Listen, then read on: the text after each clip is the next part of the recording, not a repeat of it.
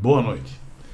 Estamos aqui novamente reunidos, né, para entregar o melhor que possamos, né, para vocês. Dando continuidade a essa série, né, de podcasts dedicados a falar sobre nós, nossos ancestrais e, por que não dizer, também dos nossos descendentes, unindo passado, presente e futuro, envolvidos com muito amor, mas com muitos desafios. Então, vamos lá para a vinheta. Vamos.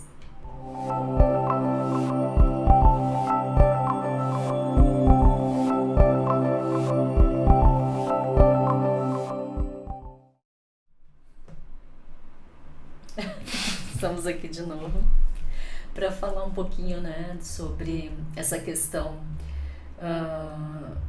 familiar. Semana passada a gente falou sobre o tema pais e filhos e foi bacana porque suscitou dúvidas, comentários. Então isso motiva a gente, foi muito legal. E aí coloca a gente em movimento, né? E aproveito para agradecer aí a todas as manifestações de apoio, com sugestões, né, de temas. E, enfim, isso só demonstra o quanto estamos todos unidos, né?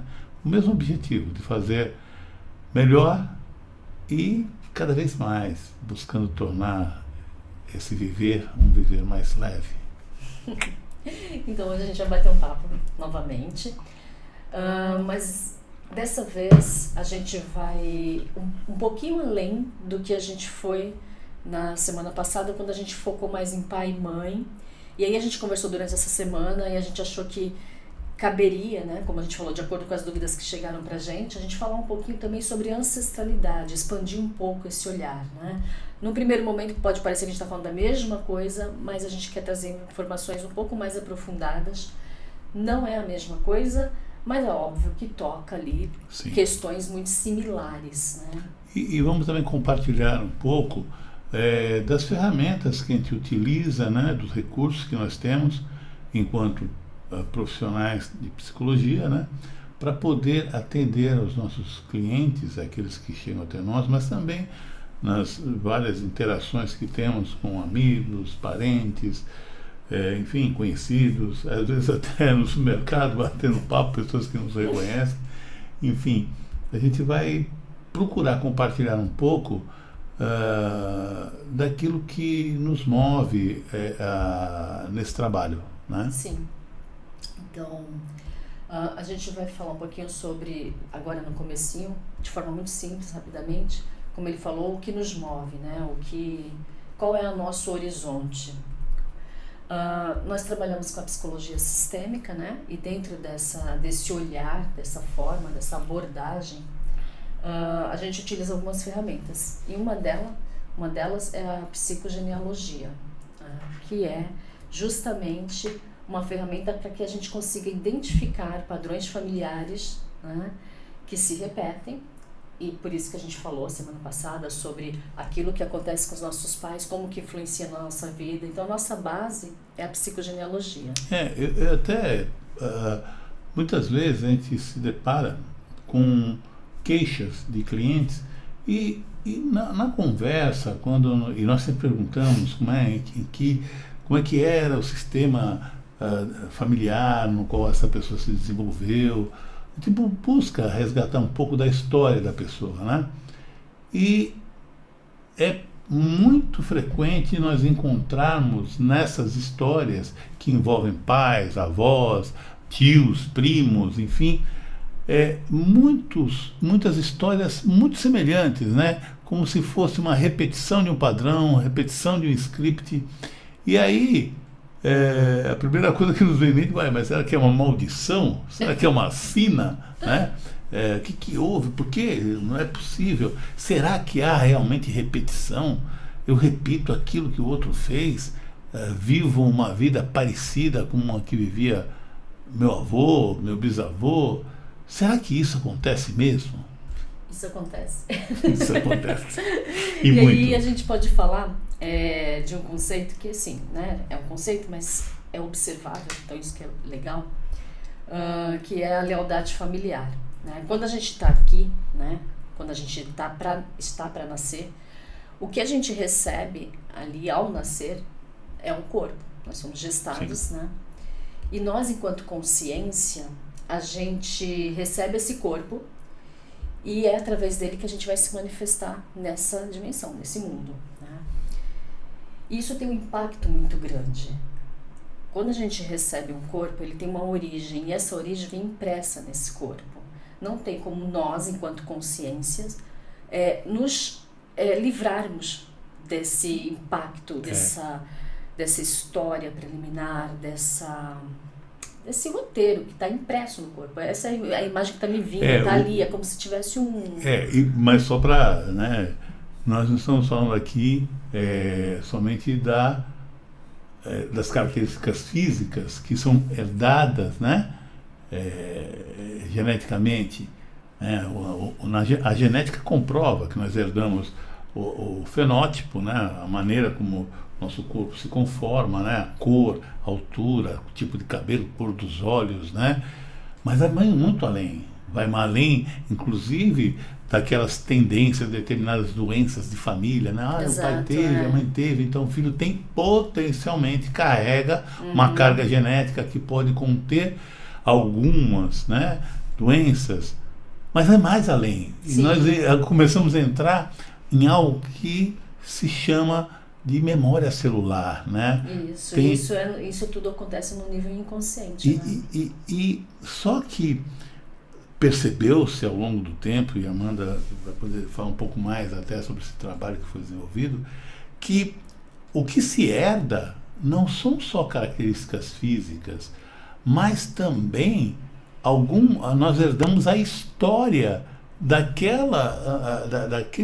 ancestrais, né? Porque eles desenvolveram-se também habilidades, eles enfrentaram dificuldades, arrumaram jeitos, saídas, ou seja, adotaram estratégias. E essas estratégias também são transferíveis, né? Transmitidas e ficam ali como recursos potenciais. E quando a gente fala em estratégia, não é só estratégias bem-sucedidas, são aquelas estratégias que foram bem-sucedidas, mas a um custo muito alto, né? Que garantiram a sobrevivência, ainda que não tenham sido muito assertivas, poderia dizer assim. A gente poderia, então, falar de uma genética comportamental que já se começa a olhar, não com tanta desconfiança, né? Estudos vão comprovando que existe essa transmissão, né? Exato. E aí, toca você. Então, e aí é assim, a gente dentro da psicogenealogia tem 3 bases ali que tem que ser consideradas para a gente fazer essa leitura do que a gente recebe, como o Vladimir falou, dessa ancestralidade. A primeira base são as projeções que são feitas no indivíduo que vai nascer num clã familiar, né? Numa família. Então, antes, como eu falei até, né? Sim, comentei na semana passada, antes da gente nascer, a gente recebe ali algumas projeções, ou seja, os pais desejavam aquela criança. Se desejavam, as projeções tendem a ser muito boas, né? A gente começa a sonhar, né, a vida dessa criança, a gente começa a idealizar uma série de coisas. Tem pais até que desejam que o filho seja psicólogo. Ai, gente, enfim. Mas, por outro lado, se é uma gravidez que não é desejada, ocorrem também projeções. Só que projeções que são mais restritivas, né? Que colocam uma limitação. Porque, assim, imagina, se você está vivendo uma gravidez não desejada, ocorre medo, muita angústia, né? Então, assim, as emoções que vão permear aquela gravidez são dessa natureza. Isso também é uma projeção. Poderíamos dizer, né, que existe também as grandes expectativas, o desejo intenso de ter um filho de qualquer jeito. Eu preciso engravidar, nós precisamos ter um herdeiro. Imagina, a criança nasce com um baita de um script, com uma responsabilidade. Tem um contrato aqui, olha, você está vindo, porém aqui você vai ter que ser bonito, inteligente, bem-sucedido, né? Educado, né? Tem que ser o orgulho da família. Crianças que nascem com a missão de resgatar, né? A importância. Sim. Ou seja, nasce com uma intenção. Sim. Né? Nós, né, as pessoas, nós, enfim, enquanto pais, a gente coloca uma intenção. Né? Então isso forma ali essa primeira base, que são as projeções. Num segundo momento, essa criança, ela é gestada e nasce. Quando a criança nasce, existe o segundo elemento ali, que são as identificações. Nossa, desculpa, me veio em mente aqui uma vez, eu atendi um cliente, e faz muito tempo já, acho que uns 15 anos ou mais, e ele me trouxe uma história assim. Ele, um homem já na faixa dos seus 40 e poucos anos, e ele veio para tratar de uma depressão, mas enfim, e ele me contou a história dele. Ele era o último, o remanescente, o último de uma linhagem, de uma família que sempre teve um único filho. Olha só, assim, os avós tiveram filho, os pais tiveram filho, e ele nasceu estéril. Ele morrerá comigo toda a minha dinastia, né? Todos os meus antecedentes finalizam comigo, eu sou o último.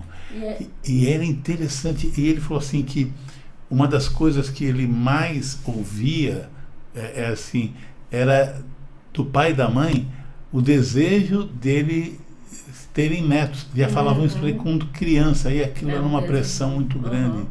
E ele agora, os pais já tinham falecido, ele pesava aquilo. Depois trabalhamos isso em terapia, enfim, mas eu me lembro muito bem do quanto ele sofria com isso e o que acompanhou a vida dele todinha. Imagino o peso. E é engraçado, não é uma palavra exata aqui, mas é interessante. Sim. Quando você fala assim, né, essa coisa do filho único, né, na geração dos avós, os avós tiveram um único filho que gerou, né? Sim. Então, onde os começa isso? Os avós não tinham irmãos. É isso que eu tô falando, onde começa isso, né? Ou seja, e os pais também não. Então, o sistema familiar, né, que geralmente sistemas familiares têm vários filhos, né? Quanto mais para trás a gente for, mais as famílias eram numerosas, né? Então, curiosamente, esse sistema também foi levando a coisa para isso, né? Como se fosse afunilando, para né? Fechar, para acabar. Para fechar, exato. Então, inconscientemente, certamente teria um motivo aí. E aí, só retomando um pouquinho, essa segunda base é a identificação, né? Onde a criança, ao nascer, ela recebe ali alguns indicativos, né? Por exemplo, assim, nossa, mas se parece tanto com a tia, né? Sim. Quem é essa tia? Como que ela se comporta, né? Que lugar ela ocupa na família? Por que essa criança, né, está sendo identificada com aquela tia, ou com aquela avó, ou com o tio? Não importa, com alguém da família. Ou então quando assim, nossa, mas esse aí puxou o tio, aquele tio. Isso também é bem comum também, assim, de ouvir, nossa, isso é coisa do teu pai, coisa da tua mãe, puxou teu pai. Puxou tua família. Puxou tua família, essa frase é bem comum nas famílias. Realmente, como se fosse o outro lado, né? Aquilo que eu não quero em mim, eu falo que está do outro lado. Nós fomos avançando e esquecemos, eu também esqueci de falar, sobre, tudo bem, e são ideias, né? Mas quem foi que trouxe a base, quem pesquisou, quem iniciou esse trabalho, que depois até teve desdobramentos, como as constelações familiares e tal, né? Mas quem começou isso? Então, a psicogenealogia, né? A mãe da psicogenealogia é a Anne Anselm Schutzenberger, né? Então, ela foi uma psicóloga, francesa, né? Francesa.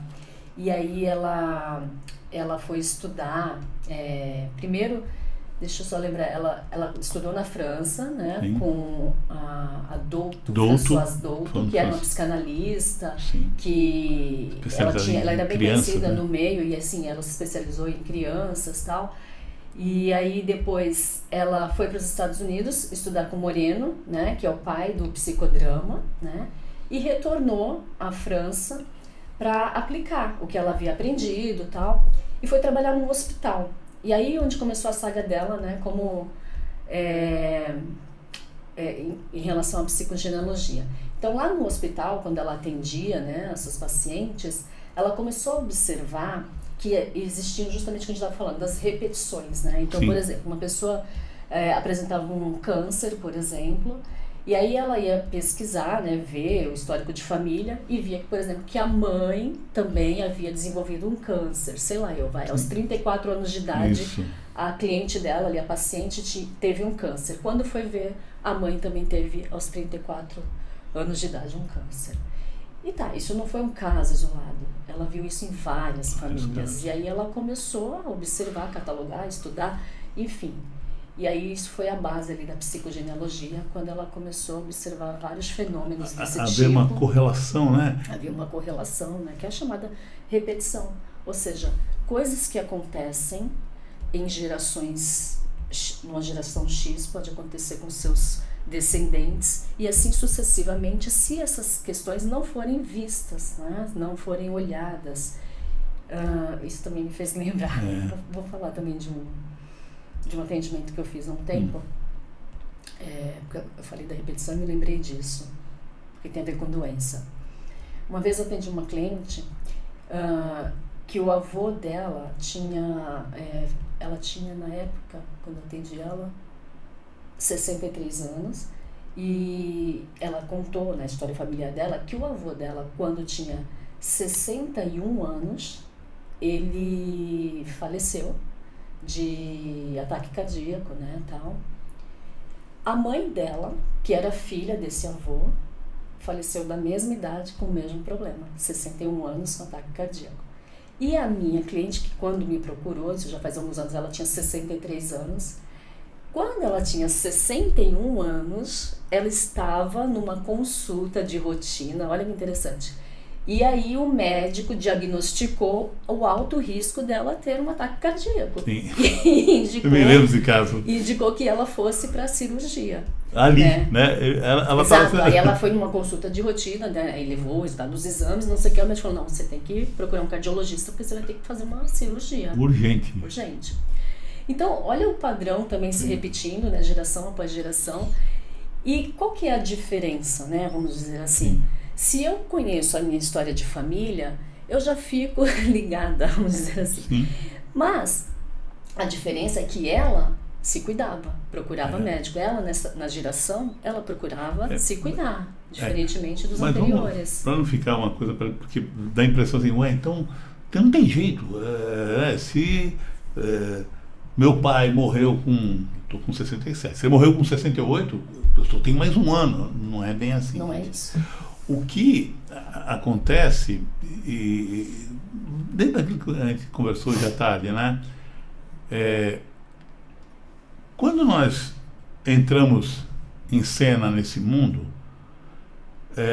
para que entrássemos aqui, tivemos aí a participação de um homem e uma mulher, cada um dando uma célula, junta essas duas células, surgiu uma célula ovo, né? E aqui se desenvolve ali um corpo, né? Uhum. Mas não é simplesmente uma célula e outra célula. É uma célula que é uma mensageira de uma carga genética de toda uma família. São duas famílias que se encontram, duas histórias imensas, né? Com tantas coisas. E aí, essas duas famílias, fala um pouquinho mais desse campo de informação. As famílias, os grupos, né? A gente sabe que existe nós enquanto consciência, o nosso inconsciente pessoal e o inconsciente coletivo, de forma geral, né? Jung que trazia, né, a psicologia analítica, essa visão. E com base nessa questão do inconsciente coletivo, a gente pode afirmar também que existe um inconsciente familiar. Então, quando um grupo, né, quando existe ali a junção de pessoas formando um grupo, no caso a família, ali estão todas as demandas, todas as expectativas, enfim, como a gente falou, as intenções, formando aquele inconsciente familiar. E aí, dentro desse grupo, de forma inconsciente, existem informações que permeiam a psicosfera desse grupo. E nós, como, né, membros, a gente vai exercendo aqueles papéis, aqueles roteiros dentro desse... Que oferecem a oportunidade para que todos possam contribuir para o desenvolvimento de todos. Eu queria dar uma imagem, por isso que eu não estou conseguindo me expressar muito bem, mas, por exemplo, vamos pegar exemplos que eu acho que fica mais fácil de ilustrar. Eu costumo dizer o seguinte, né? E já compartilhando algumas experiências.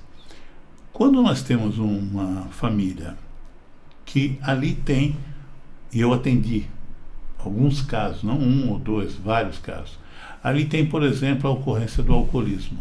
Boa. Aquela pessoa é vista pela família como um pária. Não, olha, vergonha, o sujeito bebe, cai na rua, às vezes vem trazer ele em casa e tal. E ele é evitado. As pessoas, se pudessem, colocar uma coberta em cima dele quando tinha visita. Não está bem, coloca ele lá no quarto, né? É um motivo de vergonha. E o grupo, que pode ser a família ali, nuclear, né? Aquela família, ou pode ser a família toda, olha esse indivíduo com reprovação, né? E o isola. O tema é da família. Uhum. Ele simplesmente é o que manifesta naquele momento. Aí pegam essa pessoa e isolam ela. Uhum. Ou então, como aconteceu em alguns casos, a pessoa foi lá, teve lá uma cirrose hepática, foi internada e a família levando aquilo daquele jeito e de repente a pessoa morre. Uhum. Né? Morreu, tal, né? Enfim.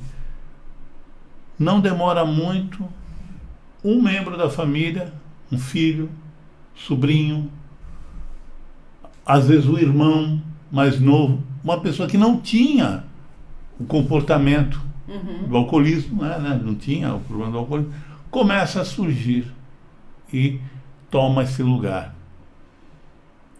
Porque o lugar, na verdade, o alcoolismo, o tema, é ele da mostra, família. Sim, mas ele é um sinal, sim. Ele mostra para onde a gente deve olhar, né?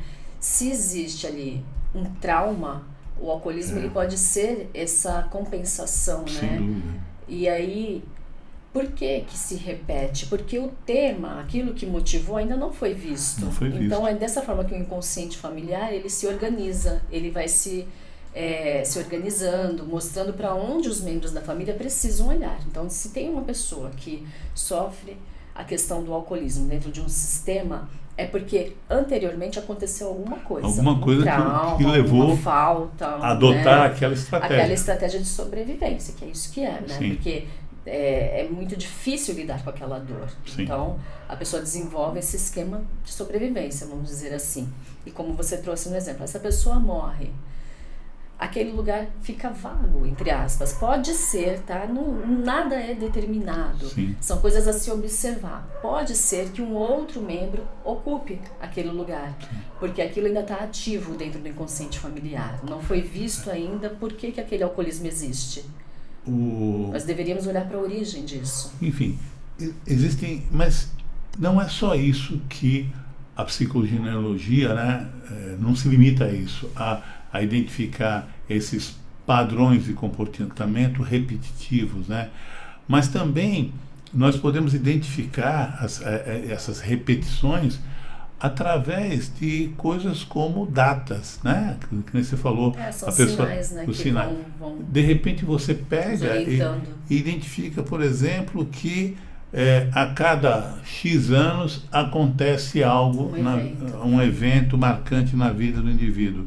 E identificamos que esses eventos acabam se repetindo também na história de outro indivíduo do grupo, né? Outra coisa que a gente passa a olhar com maior atenção a partir dos ensinamentos aí da psicogenealogia como você disse aí no começo, né? As expectativas que se coloca no indivíduo que está vindo ao mundo. Por exemplo, nome, né? O nome ele é um fator que determina muito, né, do que a criança pode ser que ela venha, né, a passar, como a gente falou, né, coloca-se uma expectativa, uma intenção através de um nome, e a criança pode seguir aquele roteiro, né? Enfim, um nome ele pode sugerir o que a família está passando no momento, né, por exemplo. Por exemplo, às vezes assim, você pega, colocar o nome da criança, o mesmo nome do avô, em homenagem ao avô. É uma repetição por nome. Mas como é que é a história desse avô? Pode estar oculto aí nessa família, né, na pessoa que decidiu isso, que esse avô continue, de repente, né, a saga dele continue através daquele descendente. E a criança recebe como que um mando, né? Um comando, olha, seja igual ao seu avô. Exato, é uma possibilidade. É uma possibilidade. Mas também existem outras coisas, né?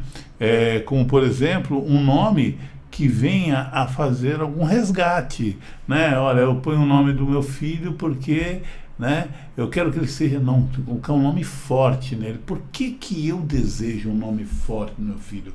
Porque provavelmente eu tenho medo do mundo, né? Eu tenho preocupações, então esse filho não pode passar aquilo que eu passei.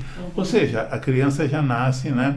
E aí eu vou partilhar da minha história, né?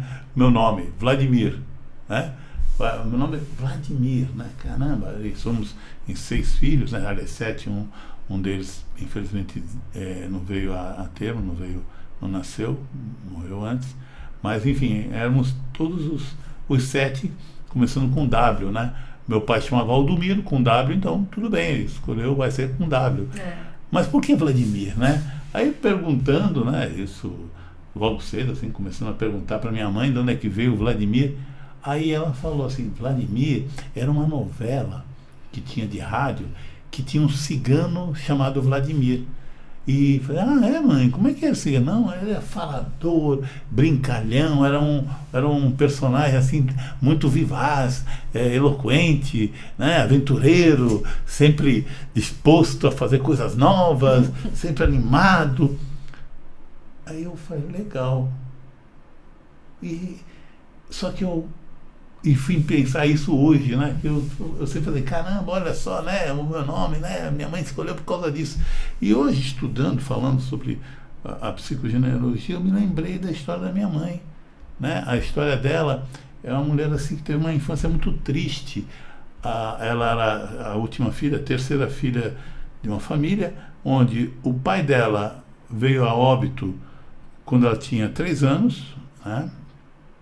E a mãe dela, minha avó, a mãe da minha avó, a minha bisavó, ficou muito doente durante a gestação da minha mãe. Da tua avó?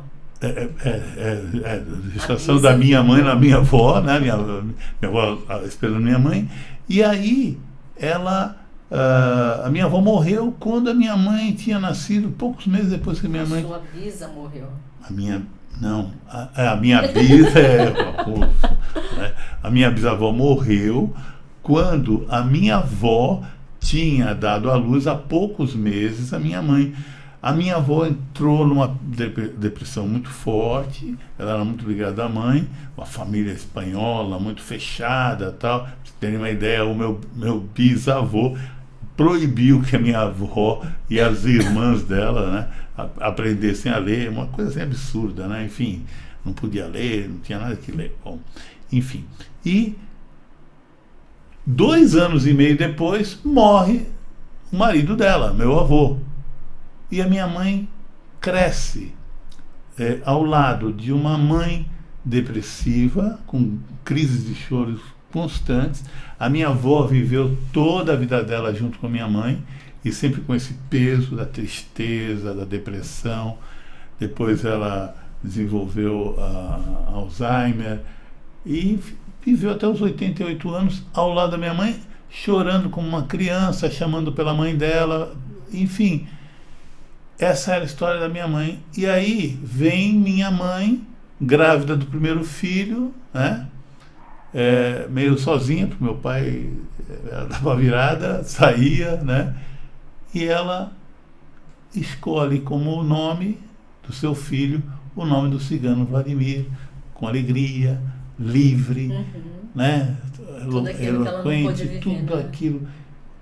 Aí eu entendo por que eu tive muita dificuldade ao longo do tempo de assumir as minhas tristezas, a minha melancolia, eu sempre brincando, sempre sendo o cara bem-humorado, Eu fiz, nossa, eu carreguei essa missão de ser a alegria que faltava na minha mãe, eu ser assim, e não só eu, isso aí também, os outros irmãos também acabaram adotando isso. Mas enfim, eu me estendi um pouco a mais. Não, mas eu achei que foi ótimo o exemplo que você deu, ilustrou de forma muito boa, né? Porque assim, aquilo que falta, a gente intenciona, né? E isso, eu sei que isso vai gerar um monte de curiosidade e que está aberto para compartilhar e até responder, se quiserem, enfim. Eu acompanhei um caso também muito interessante, só para esse último, que vai ser o último, tá? Que foi assim, olha que coisa interessante. Eu atendi um cliente que ele falava, ele era muito ligado à família, à história da família, ancestralidade e tudo mais. E ele falou, olha só que coincidência, eu notei, isso na época eu nem pensava na psicogenealogia, enfim. Ele falou o seguinte, que ele contando, quando ele tinha 9 anos, os pais se separaram. E ele ficou morando com a mãe, depois acabou morando com os avós, enfim. E ele falou assim, olha que gozado, né? Olha, que gozado. O meu pai também, quando tinha 9 anos, os pais dele se separaram. Que legal. Falei assim, e eu agora estou me separando. E meu filho tem 9 anos. Eu, naquela época, poxa, que coincidência interessante, né? E aí, só que teve um detalhe. A primeira separação, que foi dos pais dele, segundo ele, foi muito traumática, porque o avô dele, né, saiu de casa e deixou a mulher com os filhos e foi embora. Ele foi morar com uma outra mulher. E aí não tinha pensão alimentícia, né? Eles passaram uns danados. Aí ele falou assim, mas quando meus pais se separaram, eu passei um pouquinho de dificuldade, mas não foi tanto assim. E hoje, me separando, até de maneira amigável, meus filhos não vão passar dificuldade nenhuma. Eu sou um pai presente, eu e a minha ex-esposa, a gente fez um acordo legal, tal. Falei, tá bom. Beleza, aí foi, né? Foi passando o tempo. E eu acompanhei depois um tempo e tal. Mas a vida teve essas coincidências, né? Então isso pode acontecer? Pode. Por que acontece, né? Bom, isso aí tem muito pano para manga pra gente falar. Não, são muitos exemplos similares, né, parecidos, sim, porque sim. É comum de acontecer nos sistemas familiares essas chamadas repetições, né, esses padrões que se apresentam. E aí o objetivo é a gente olhar para isso, tomar consciência disso, porque de uma forma geral a gente não vê, né? Sim. A gente tem que prestar atenção, olhar para entender para onde o que pode ser que esteja ali chamando a nossa atenção com essas repetições, né? E é importante para não ficar um negócio muito aberto, embora não chegamos a fechar por até falta de tempo, mas para não ficar muito aberto, dizer o seguinte, que a questão é, quando nós olhamos para aquilo que está acontecendo e identificamos, por exemplo, um padrão de comportamento, puxa vida, eu estou fazendo exatamente aquilo que meu pai fez ou que o meu avô fez, olha que coisa interessante. Eu preciso olhar, e é essa a intenção, né? Olhar para essa história com muito respeito e ver que realmente, infelizmente, eles que tiveram essa situação, mas isso não precisa acontecer novamente. Eu posso dar uma outra solução.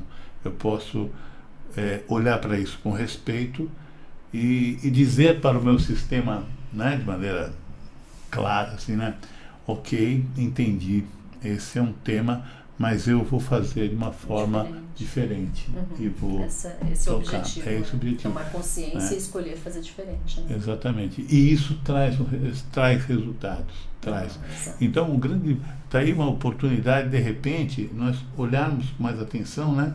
Como é que é a história? De onde é que veio meu nome, hein? Se tiver a oportunidade de perguntar se os pais estão aí ainda, pergunta, mas aí, ou então alguém que saiba, né? De onde é que veio? Como é que surgiu? E de repente eu senti que no meu nome tem um recado para mim. Olha, eles queriam que eu fizesse isso.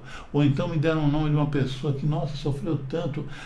Mas ela sofreu, mas eu não preciso sofrer. Eu não preciso honrar isso, né? Honro de outra forma. Honro vendo o sofrimento do outro. Olhando com respeito, vou fazer diferente. Em tua homenagem, eu vou ser feliz. Né? Eu recebi esse nome só para poder olhar para você. Exato. É isso aí. Isso. Mas isso vai continuar. Esse tema vai longe ainda, né? Com certeza.